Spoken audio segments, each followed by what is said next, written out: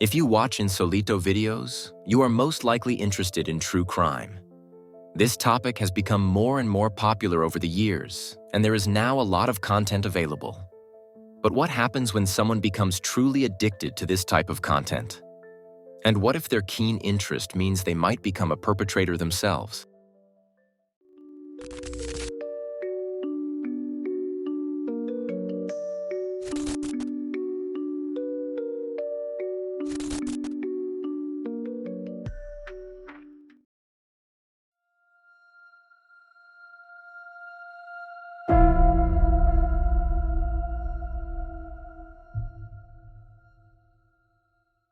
In February 2022, Frankie Fitzgerald is going out. Like so many Brits, he likes to spend his free time in a pub. There, people eat, drink, and make the odd acquaintance. Frankie meets a woman named Shaye Groves there. The two of them clicked immediately and began dating. Frankie has 2 children from a previous relationship. The mother of his children ended the relationship because Frankie became violent towards her. Frankie was also convicted for this. His girlfriend Shaye also brought a child into the relationship. She had a daughter in 2017, albeit under difficult circumstances. Shortly before the birth of the child, Shaye was diagnosed with complex post-traumatic stress disorder. This goes back to her difficult childhood, which was marked by violence. After her child was born, Shaye separated from her partner and moved into an emergency shelter for women. Shaye now lives in a rented house in Heavens with her housemate Lauren White and White's daughter. Heavens is a small town in the south of England, very close to Portsmouth. The address on Botley Drive is quiet and peaceful, and Frankie visits there regularly from February 2022. Frankie and Shaye have had an explosive relationship from the start. Both drink a lot of alcohol and regularly consume drugs like cocaine. Shaye had actually stopped taking drugs after the birth of her daughter. But with Frankie, she relapsed. Both Frankie and Shaye have different preferences that they live out with each other. Perhaps it is precisely this that holds them together so much. Both have a penchant for various BDSM practices, including knife play. The two even sign a written contract with each other to protect themselves. Among other things, it states that Frankie is allowed to initiate sex when Shaye is sleeping and therefore cannot give consent. All this and many more details are known because Shaye had set up a few cameras in her house. Not classic surveillance cameras, but small handheld cameras on tripods. One is in the kitchen, one in the living room, and one is pointed directly at the bed in her bedroom. On March 12, 2022, after about a month of dating, Frankie and Shaye have their first big fight. Shaye has self-harmed after using cocaine. She has a history of such behavior. This does not stop Frankie from being angry with Shaye. The two begin to fight, as a result of which Frankie does not let her out of the room for hours and throws some of her things away. Nevertheless, the two remain a couple after this conflict. Unfortunately, such disputes, which are characterized by violence on both sides, become a habit. Just 1 month later, in April 2022, there is a new low. Frankie is jealous of Shaye's ex-boyfriends. He feels like he can't keep up with them. One ex in particular, with whom Shaye is still in close contact, is a thorn in his side. The jealousy goes so far that Shaye and Frankie repeatedly break up in a fight, but then meet up again to sleep together. It's a toxic, vicious cycle that neither Frankie nor Shaye breaks. Shaye isn't honest with Frankie either. She does exchange suggestive messages with the ex Frankie is so jealous of. He also regularly comes to visit when Frankie is not there. Shaye carefully coordinates the meetings with Frankie and the ex-boyfriend so that the two men don't run into each other. But that's not all. Shaye tells both Frankie and her roommate that she has cancer, even though that's not true. Shaye has been to the doctor several times for a checkup, but no signs of cancer have ever been found. Frankie does not see through the lie. However, he threatens his girlfriend despite her alleged illness. On May 12th, he writes in a message that he would tear her in half if Shaye cheats on him. Cancer would then be the least of her problems. Shaye also says half seriously, half in jest in conversations with friends that she would make sure that Frankie is beaten up. She just had to round up a few male friends who could then seriously harm him or worse. Despite all this, The two continued to meet regularly. The camera in the bedroom regularly films the two of them having sex. We know from these recordings that Frankie notices something on May 17th. He finds a dagger under Shaye's pillow. He jokes that he's going to stab him in the neck with it. Shaye replies that the dagger isn't really necessary. 2 months later, Frankie Fitzgerald will be dead.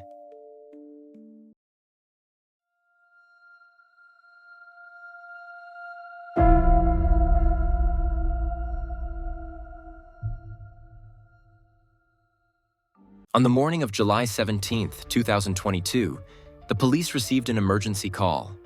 The caller, a young woman named Vicky, was completely distraught. She says that she just had a FaceTime call with her friend Shaye. Shaye was acting strangely during the call. She made some weird insinuations. First, Shaye sent her 2 messages that morning. In them, she wrote that her boyfriend Frankie had just run away. But then Shaye called and said something completely different during the video call. For example, Shaye said she had finished off her boyfriend Frankie. And at the end of the video call, Shaye filmed her bed. In it lay a man covered in blood. Vicky gives the police Shaye Groves' address, and a patrol car immediately sets off. Shaye Groves personally opens the door at the scene, dressed in a pink dressing gown and with a cigarette in her hand. What's going on? Sorry, the dogs. No. Don't close the door. What's going on? What's going on? With what? Are you Shaye? I am Shaye. Right. I've had some kind of strange, interesting call about somebody having had their throat slit. Okay. So what's going on here? No, that's, a dog, that's is it? my dogs, yeah. You're under arrest on suspicion of murder. You do not have to say anything, but it may harm your defence if you do not mention when questioned something which you later rely on in court. Anything you do say may be given evidence. Frankie Fitzgerald is indeed found dead in Shaye's bed. He was murdered in his sleep. Investigators find the murder weapon in the apartment sink. It's a small dagger with Celtic runes. It's the exact stabbing weapon found under Shaye's pillow 2 months earlier to the day. There are a few plastic bags under Frankie's blood-soaked body. His body is half wrapped in a bedsheet. It seems Shaye had begun to make arrangements for the removal of the body. It will later come out that she wanted to bury Frankie in her yard and fake his disappearance. Frankie was killed by multiple stab wounds. Even the first wound, which hit him in the neck, would have been fatal. Frankie probably didn't even come to consciousness and died quickly. Nevertheless, Shaye stabbed him another 19 times in the chest. These wounds would have been fatal as well, but Frankie was probably already dying or even dead when Shaye repeatedly stabbed him in a crazed frenzy.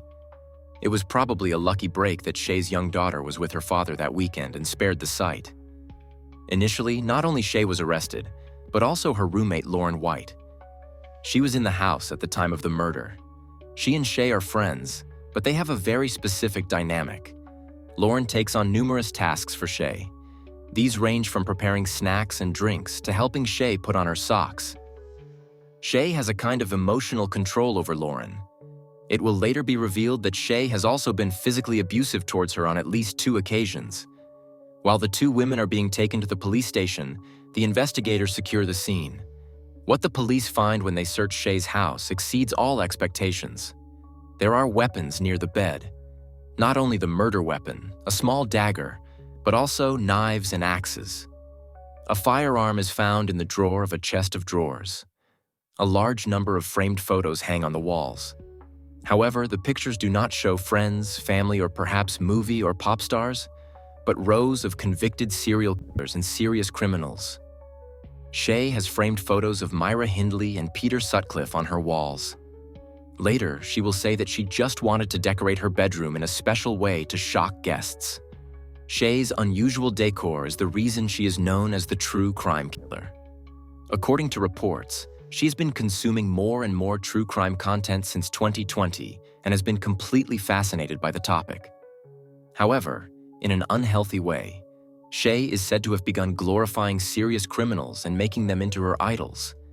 And ultimately, she herself became a murderer. At first, it was suspected that Shaye's roommate Lauren may have helped her kill Frankie. However, the accusations against Lauren were later dropped.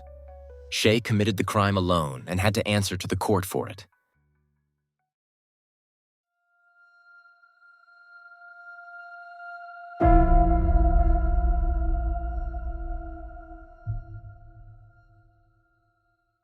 During her trial, Shaye argued that she only had the dagger, the murder weapon, at home for pagan rituals. In fact, Celtic runes are engraved on the handle. However, the court considers the explanation to be a desperate attempt to construct a self-defense narrative. Shaye explains the killing of Frankie as follows. She stabbed Frankie after he exchanged suggestive messages with a 13-year-old girl. Shaye found the corresponding chat history on his cell phone and wanted to confront him with it. Shaye claims that she actually only wanted to protect Frankie and prevent him from being dismissed as a child molester. However, Shaye says, Frankie freaked out and Shaye only wanted to defend himself. Frankie was actually chatting with someone. However, investigators were able to secure the chat history and locate the person. The girl was not 13, but 17 years old. And when she wrote that she was still a minor, Frankie had immediately blocked her contact. Shaye's supposed justification thus turns out to be a lie. The court also accuses Shaye of staging herself as a victim of sexual violence. Shaye is said to have sent her friend Vicky a video recording of herself and Frankie. However, she had edited the video to make it look as if Frankie had raped her. What she wanted to achieve with this is not entirely clear. Some speculate that Shaye wanted to further Frankie's bad reputation, while others suspect that Shaye may have even found the editing arousing. Although Shaye pleads not guilty, she is ultimately found guilty of Frankie Fitzgerald's murder. In the closing argument, the convicted woman is described as a jealous, manipulative, and possessive woman. Shaye Groves will have to spend at least 23 years in prison. The sentence takes into account and recognizes that Frankie was also threatening and violent toward Shaye. However, it was Shaye who went to extremes and killed her partner, thereby taking a son and brother from one family and 2 young children from their father. And Shaye's own daughter will now have to grow up without a mother. Following the verdict against Shaye, Frankie Fitzgerald's family issued the following statement. As a parent, you never expect to outlive your children, and you do everything in your power to protect them. Frankie was our baby, the youngest of 5 children. He can never be replaced. He was a kind and wonderful person, and leaves behind 2 children who will never get to know their dad. We thank the jury for their verdict today. To our Frankie, we love and miss you more than anything in this world. Your radiant light will always be in our hearts. What are your thoughts on today's case? Did you maybe even know it already?